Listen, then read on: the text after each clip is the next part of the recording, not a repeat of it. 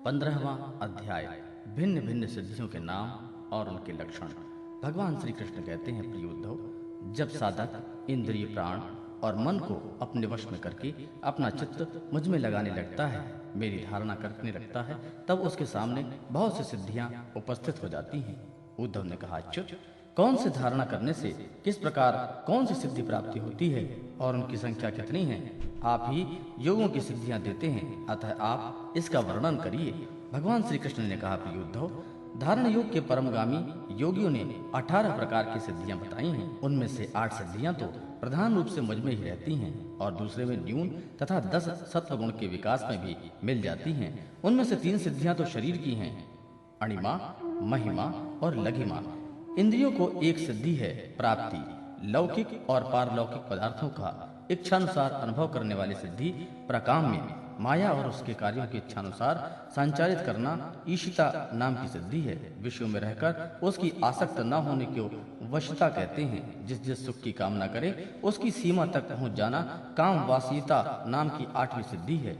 ये 8 सिद्धियां मुझ में स्वभाव में ही रहती हैं, जिन्हें मैं देता हूँ उनकी अंशतः प्राप्ति होती है।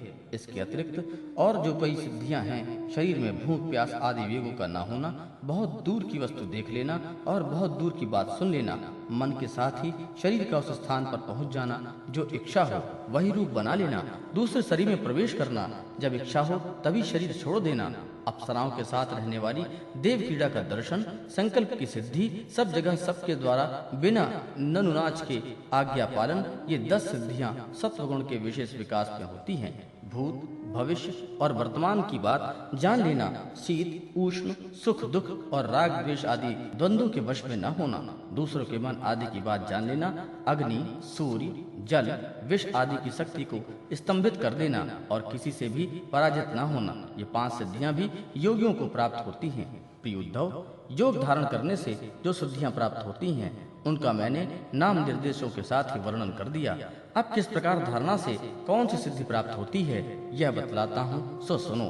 प्रिय उद्धव, पंचभूतों की सूक्ष्मतम मात्राएं मेरी ही शरीर हैं। जो साधक केवल मेरे उस शरीर की उपासना करता है और अपने मन को तदाकार बनाकर उसी में लगा देता है, अर्थात मेरे तन्मात्रात्मक शरीर के अतिरिक्त और किसी भी वस्तु का चिंतन नहीं करता, उसे अणिमा नाम की सिद्धि अर्थात पत्थर की चट्टान आदि में भी प्रवेश करने की शक्ति अणुता प्राप्त हो जाती है। महातत्व के रूप में भी मैं प्रकाशित हो रहा हूँ और उस स्वरूप में समस्त व्यवहारिक ज्ञानों का केंद्र हूँ। जो मेरे उस स्वरूप में अपने मन को महातत्वाकार करके तन्मय कर देता है, उसे महिमा नाम की सिद्धि प्राप्त होती है।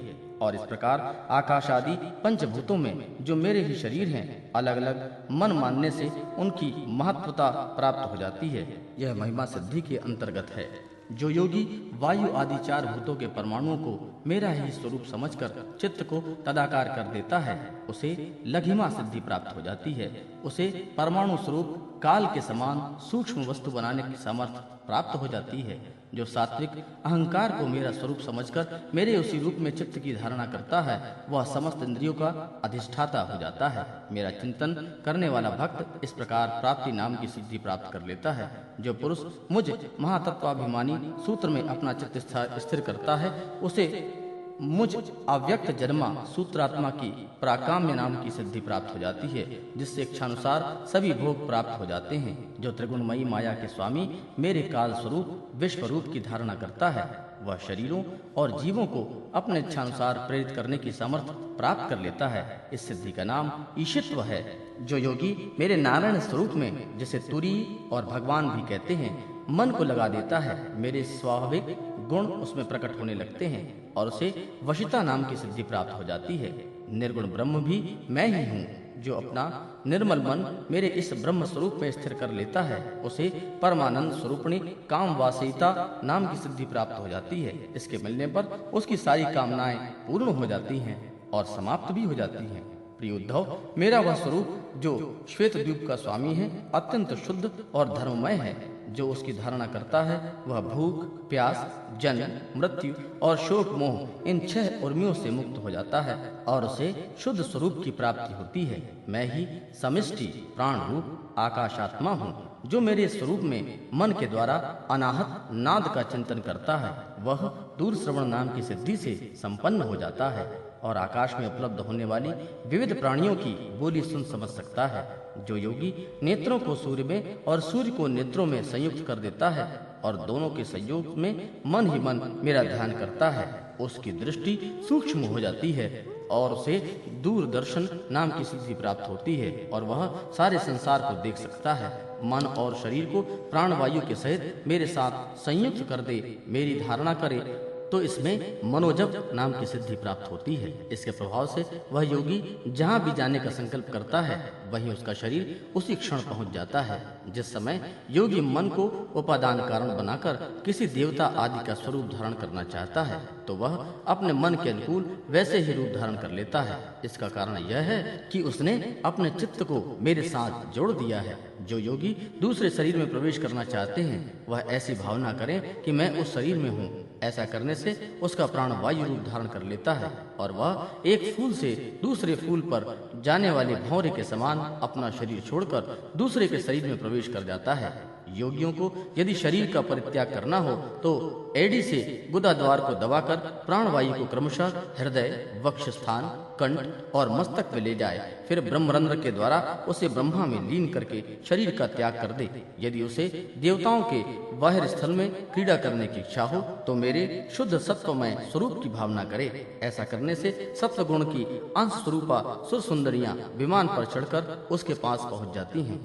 जिस पुरुष ने मेरे सत्य संकल्प स्वरूप में अपना चित्त स्थिर कर दिया है, उसी के ध्यान में संलग्न है, वह अपने मन से जिस समय जैसा संकल्प करता है उसी समय उसका वह संकल्प सिद्ध हो जाता है। मैं ईशित्व और वशत्व इन दोनों सिद्धियों का स्वामी हूँ, इसलिए कभी कोई मेरी आज्ञा टाल नहीं सकता। जो मेरे उस स्वरूप का चिंतन करके उसी भाव से युक्त हो जाता है, मेरे समान उसकी आज्ञा को भी कोई नहीं टाल सकता। जिस योगी का चित्त मेरी धारणा करते करते मेरी भक्ति के प्रभाव से शुद्ध हो गया है, उसकी बुद्धि जन्म मृत्यु आदि अदृष्ट विषयों को भी जान लेती है और तो क्या भूत, भविष्य और वर्तमान की सभी बातें उसे मालूम हो जाती है।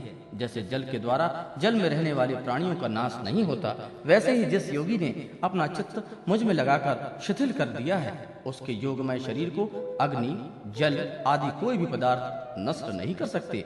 जो पुरुष श्रीवत्स आदि चिन्ह और शंख चक्र गदा पद्म आदि आयुधों से विभूषित तथा ध्वजा छत्र चंवर आदि संपन्न मेरे अवतारों का ध्यान करता है वह अजय हो जाता है।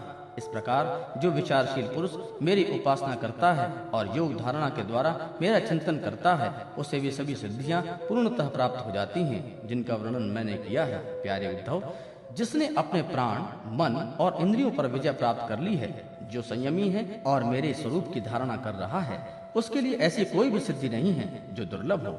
उसे तो सभी सिद्धियां प्राप्त हो ही जाती हैं, परंतु श्रेष्ठ पुरुष कहते हैं कि जो लोग भक्ति योग अथवा ज्ञान योग आदि उत्तम योगों का अभ्यास कर रहे हैं, जो मुझसे एक हो रहे हैं, उनके लिए इन सिद्धियों का प्राप्त होना एक विघ्न ही है, क्योंकि इनके कारण व्यर्थ ही उनके समय का दुरुपयोग होता है।